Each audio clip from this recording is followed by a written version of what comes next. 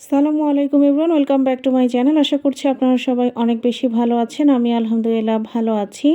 আসলে আগামীকাল আমার বাসায় কিছু গেস্ট আসবে, স্পেশাল গেস্ট। তো সেজন্যই টুকিটাকি কিছু কেনাকাটা ছিল, তো সেগুলো করে বাসায় আসলাম। এখানে দেখতেই পাচ্ছেন একটা কাটা চামিচের সেট নিয়েছি গুঁড়া দুধ, তারপরে ছিপকো ড্রিঙ্ক নিয়েছিলাম 1 প্যাকেট। আর এখানে একটা খুব কিউট একটা জিনিস নিয়েছি, সেটা হচ্ছে লবণ রাখার একটা পাত্র।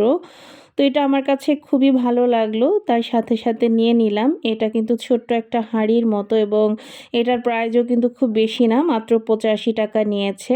আর এখানে একটা কনডেন্স মিল্ক নিয়েছিলাম, আর এখানে জারিফ নিয়েছিল জুস, চকলেট, যেগুলো বেস্ট বাইয়ে গেলে ওকে নিতেই হবে, সেটা যেমনই হোক না কেন। আর এখানে বেশ কিছু কোক নিয়েছিলাম মেহমানদের জন্য। আসলে আমি এবার এরকম ছোট ছোট কোকগুলো কিনেছিলাম, আর একটা ছোট্ট কফিও নিয়েছিলাম। আর এখানে আমি কিছু ফল নিয়েছিলাম, নাশপাতি আর আঙ্গুর নিয়েছিলাম। তো আঙ্গুরটা আসলে এখানে দেখানো হয়েছে, পাশের ওই প্যাকেটেই নাশপাতি ছিল, তো সেটা আর দেখানো হয়নি। আরও নিয়েছিলাম সাথে ডিম আর তেল। আর এখানে আমি আসলে বাসার জন্য 6টা প্লেট নিয়েছি। বেস্ট বাইয়ের এই প্লেটগুলো আমার অনেক দিন থেকেই অনেক পছন্দের, একদম হোয়াইট কালারের চারকোনা টাইপের প্লেটগুলো এবং বেশ বড় সাইজের প্লেটগুলো। তো বাসায় যেহেতু নতুন মেহমান আসবে, তাই ভাবলাম যে প্লেটগুলো নিয়েই নেই। তো প্লেটগুলো কেমন হয়েছে অবশ্যই কিন্তু জানাবেন। আর এখানে আমি আসলে গরুর মাংস রাতের বেলায় রান্না করে রেখেছিলাম, মাংস টাইপের সব কিছু আমি রাতেই রান্না করে ফেলেছিলাম।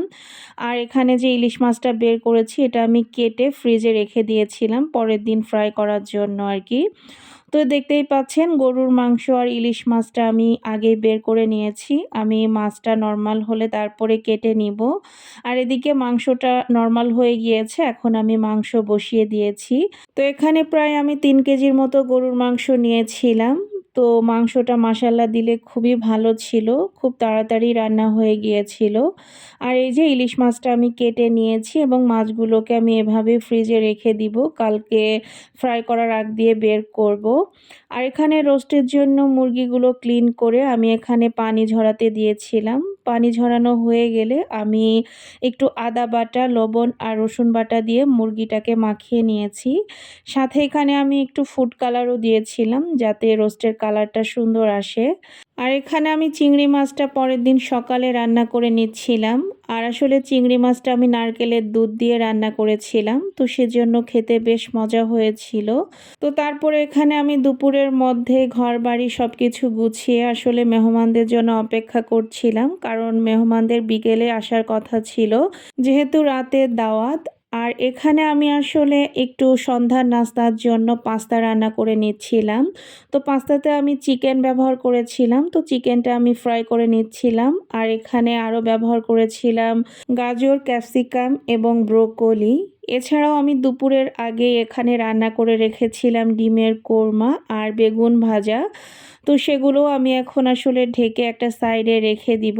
আর সন্ধ্যার নাস্তার জন্য এখানে আমি একটু লাচ্ছা সেমাই রান্না করেছিলাম, তবে লাচ্ছা সেমাই আসলে আমার দুধ কম হয়ে গিয়েছিল, সেমাইটা বেশি দিয়ে ফেলেছিলাম, এটা আসলে বুঝতে পারিনি। আর এখানে আমি পোলাওটাও বিকেলের দিকেই রান্না করে ফেলেছিলাম, কারণ মেহমান আসলে আসলে গল্প করা যায় না রান্না করতে গেলে। দেন এখানে আমি একটু শরবত গুলিয়ে মেহমানদের জন্য ফাইনালি অপেক্ষা করছিলাম আমি আর জারিফ দুজনই রেডি হয়ে। আর আমার বাসায় আসলে স্পেশাল মেহমান কারা কারা আসলো সেটা দেখতে হলে অবশ্যই আমার নেক্সট ব্লগ দেখতে হবে। তো আজকের ভিডিওটা আসলে খুব বেশি বড় করব না। আজকের ভিডিওটা আপনাদের কাছে কেমন লাগলো অবশ্যই কিন্তু কমেন্ট করে জানাতে ভুলবেন না। সবাই ভালো থাকবেন, সুস্থ থাকবেন, আমাদের জন্য দোয়া করবেন। আল্লাহ হাফেজ।